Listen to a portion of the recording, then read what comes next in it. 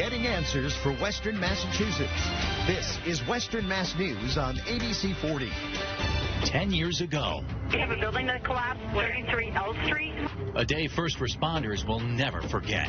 It was pretty surreal. A moment that impacted all of us. I don't think you really realize how strong and powerful Mother Nature could be.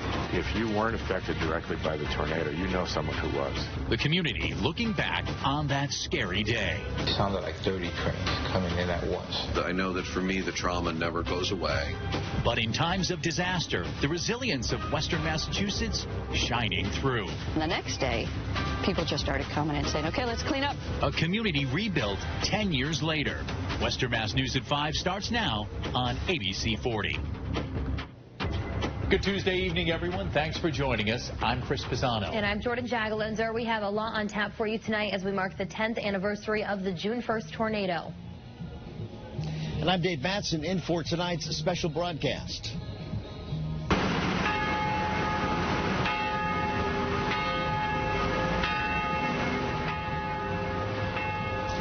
That was the scene in downtown Springfield just about 20 minutes ago, 4:38, as church bells rang to remember the damage left behind in that 2011 tornado, June 1st. 10 years ago. Hard to believe. It is hard to believe, and we do have team coverage tonight on this 10th anniversary. Audrey Russo is standing by in Springfield, which was hit hard as the tornado crossed the river and touched down. And Matt Sotilli is at the other end of the tornado's path in Munson. But we begin with Dave Mattson, who is here during it all, and he's anchoring our special coverage tonight. Dave? Chris, thanks. Yeah, we were right in the heart of our coverage around this time 10 years ago tonight. In Springfield, the tornado caused widespread damage and forced the rebuilding of many community landmarks.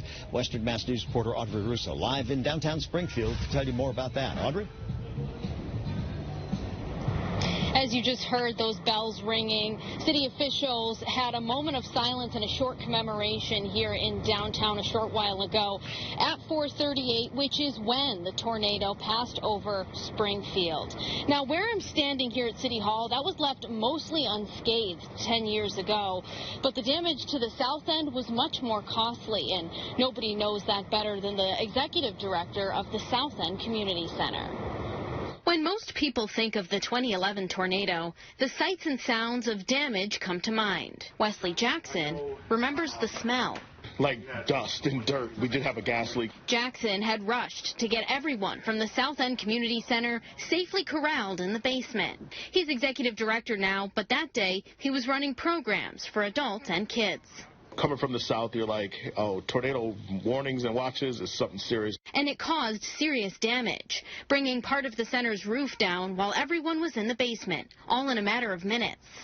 Another sensation Jackson remembers, feeling sore the day after, from the life-saving actions he took while the tornado was overhead. Holding the door closed. I don't think you really realize how strong and powerful Mother Nature can be until you're in it. 3 miles away, another building in Springfield was experiencing Mother Nature's might. Cathedral High School, particularly the science wing and gymnasium. Theology teacher Michael Dewey says at the time they were recently renovated.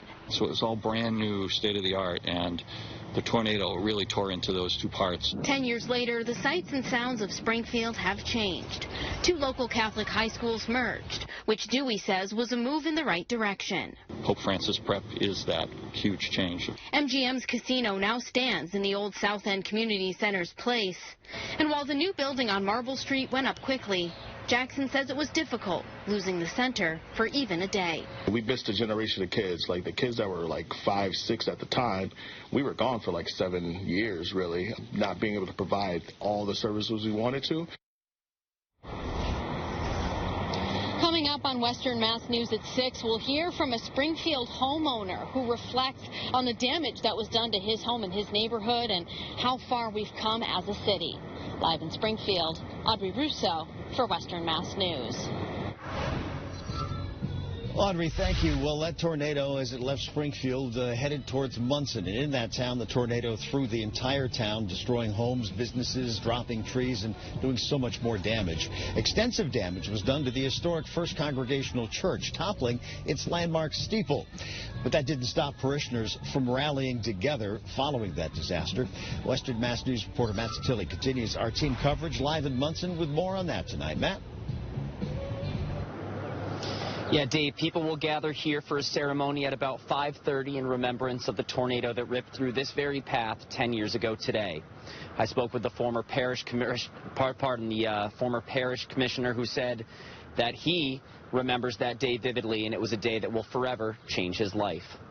What do we do with difficult challenges? You know, when something like a tornado comes through and turns life upside down. Reverend Dr. Bob Maroney remembers the moment that felt like a lifetime when the tornado tore through his community, toppling the steeple at the First Congregational Church. It probably was all of about, a minute, but it certainly felt like an hour. He recalls being with his wife at his parsonage when disaster struck. Others scrambling for safety with him. We did have people that ran into our basement to hide. It's a moment that he says changed him as a person and transformed what he calls his pastoral authority, his ability to act as pastor in times of need. The tornado called upon me to step up in a way that probably was not in my comfort zone. But it was what needed to happen, and that's what we did. And he will never forget how the community wasted no time helping one another. People were showing up with all kinds of stuff. Somebody showed up at the church with a box of hamburgers during the prayer service. They were cooking outside. And how his congregation rallied behind the community, housing food, clothes, and more. 20,000 meals, I think we had estimated, went through our kitchen in a month. Maroney still struggles with the effects of that fateful day. June 1st, 2011. I know that for me, the trauma never goes away. I know that the tornado's not coming to get me, but still my stomach goes in a knot when I hear wind. And he tells Western Mass News it is important to remember, for some, the feeling will never subside. The people who went through it, who were right there and dealt with it, are still dealing with the effects of it 10 years later. It doesn't just go away. Reverend Dr. Maroney also tells me he recalls services resuming as soon as the next day. While he has not been back to Munson in the 4 years since he has left to join a church up in Peterborough, New Hampshire, he says he constantly prays for Munson residents and families who are still dealing with the fallout of that fateful day. Coming up later at 6, I talk with one woman who remembers her house that was destroyed and how a community helped rebuild her family's childhood home. Reporting live in Munson, Matt Satilli, Western Mass News. Matt, thank you. We'll join now by Springfield Mayor Dominic Sarno to talk more about, what's happened in downtown since then. I remember so clearly the Friday night we did a live broadcast not far from here. We were sitting in the heart of the South End. Heart of the South End, and this looked like a war zone. It was a war zone. David, it's so good to see you, my friend. Good to see you. Good Doesn't to see he look good, Dr. Zhivago, with that goatee there? But, it was surreal. In New England, you think every once in a while you might have to deal with a blizzard, maybe a hurricane or Easter rolls up the coast, but nobody in their wildest dreams thinks that you would be hit by a major, devastating EF3 tornado in the heart of an urban center. But the resiliency of the people kept us going 24/7. And that was the word you always used, resiliency. Yeah. And the fact that as you traveled from neighborhood to neighborhood in this city, you looked at downtown and thought, well, it couldn't get any worse. Well, then you go over by Forest Park, and then you go over by Cathedral. And it was just like something we never expected to see. When we left, I remember doing the presser. It was about midnight or 12:30, the presser at the Ray Sullivan Emergency Center, the fire center up in East Springfield, Hungry Hill. And then we went down to the Mass Mutual Center. We had commandeered it, 400 or 500 families there. It was about 2:30 in the morning. But I remember our dedicated men and women in blue and fire, AMR, heroes, what saves they made. And we were the first 72 hours, Dave, as you know, we were in search and rescue and triage. But the guys told me, hey, Sergeant Mayor, you got to come down South Main Street. Started walking down there. And we remember Rod Sterling, the Twilight Zone. Downtown in Lower Forest Park, the utilities were underground. Buildings were shredded. Well, shredded. Even here. And lights were on and TV stations on. Maybe they were on Channel 42. I don't know at that point in time. They are. And then what you said about East Forest Park, went to check on my family to just freshen up a couple hours, and they said you would not recognize East Forest Park. And it was up there about 5:36 in the morning. It was unrecognizable. It was unrecognizable. I wish we had more time, but to see MGM here and look how this has come back, it's an exciting time. Many projects have come forward and spin-off projects, over $5 billion of economic development. We're beating this COVID-19. The momentum, the mojo will be back in Springfield. Come on down and see Dr. Goatee right down here, Dave Mattson. And the Mojo Mayor. Dominic Sarno, good to see you as always. Our coverage will continue in the next half hour. Let's go back to the studio now. And Chris. All right, Dave, thanks for that. And say hello to the mayor for us. We have plenty more to come as well as we take a look back at the 10-year anniversary of the June 1st tornado. In our next half hour, Munson planning a gathering starting at 5:30 to mark when the tornado touched down in their town. And we hear from two local first responders on how things have changed for them since that fateful day. We'll show you how a local delivery driver saved the life of a complete stranger. So be sure to stay with Western Mass News as we continue our look back. New information today on the status of local sanctuary leader Lucio Perez. Perez had been taking refuge inside a church in Amherst for 3.5 years as he was under threat of deportation. Now, the Supreme Court has issued a decision that could overturn that and millions of others across the country. The court has said the current deportation process, requiring only a notice to appear without dates to immigrants, has been wrong for more than 20 years. This creates an opportunity, I think, to provide some help for not just people like Lucio, but countless people who have been treated in a very unjust manner. The decision, written by Justice Neil Gorsuch, will likely reopen those cases and give Lucio and other immigrants opportunities to seek permanent residency. We're following breaking news out of California, where reports say at least one firefighter has been killed in a shooting at a fire station in Agua Dulce. That's about 30 miles north of Los Angeles. Fire officials say the shooting may be linked to a large house fire that broke out around the same time. At this point, the shooting suspect is believed to be at large. We'll provide more information to you as it comes into our newsroom. And still to come here on Western Mass News on ABC 40, another COVID-19 vaccine applying for full FDA approval. Moderna's promising findings after the break. Took some time, but in the long run, we came out on top again. And later, Springfield's first responders reflect on what it was like to be on the city's front lines during the tornado 10 years ago today. Jana? And technology's advanced quite a bit since then. We have many ways that we can stay prepared for severe weather. I'll have all of them coming up next.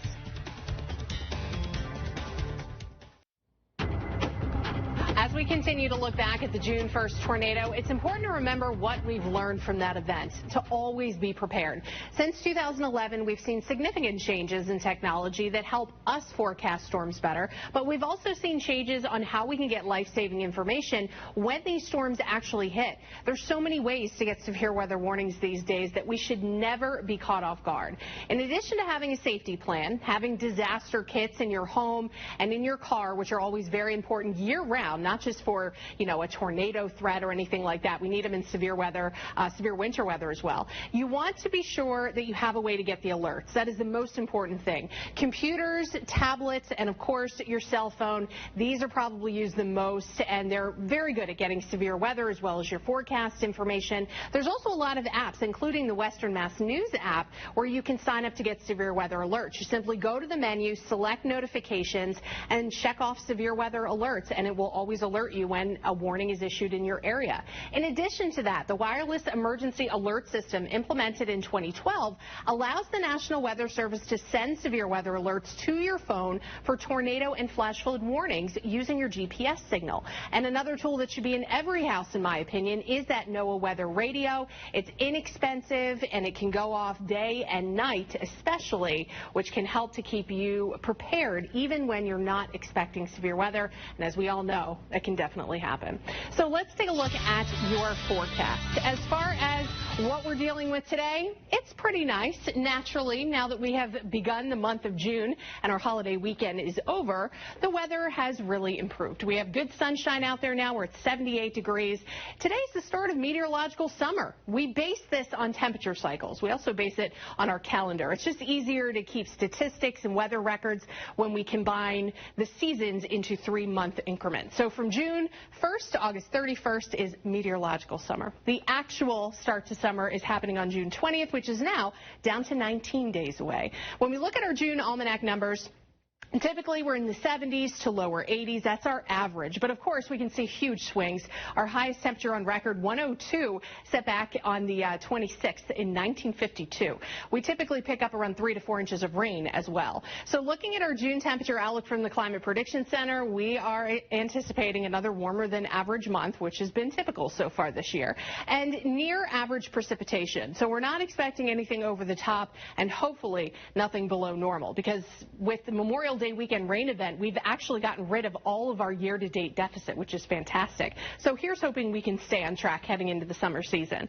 Our Monarch Skycam right now, 78 degrees and sunny. It is nice out, and it's going to be a gorgeous evening. We stay mainly clear for a while, maybe some scattered clouds overnight. We're back to the 40s by tomorrow morning, so it'll be cool and comfortable, something we're not going to get a lot of in the next couple of days, and you'll see that coming up. Sun and clouds for tomorrow, but there is the chance for a late-day shower. Temperatures getting back into the 70s to near 80 degrees.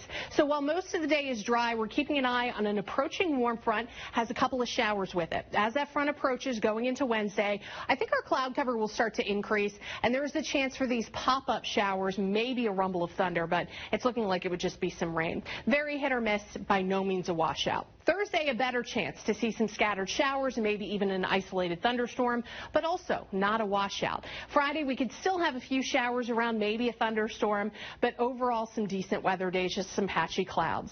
Then it's all about the heat and the humidity. The difference between this upcoming weekend and this past is going to be ridiculous. We're going to hit middle to upper 80s Saturday, 90s Sunday, Monday, and Tuesday. It'll also be humid and sunny, which means summer full swing. Back to you guys. Gianna, thanks. Moderna applying for full government approval for its COVID-19 vaccine. The company says it is submitting trial data to the FDA on a rolling basis over the next coming weeks. Moderna's COVID-19 vaccine was first approved for emergency use authorization back in December. To apply for full approval, the company needs to do a 6-month follow-up. Moderna releasing those findings in April, showing its vaccine had 90% efficacy after 6 months.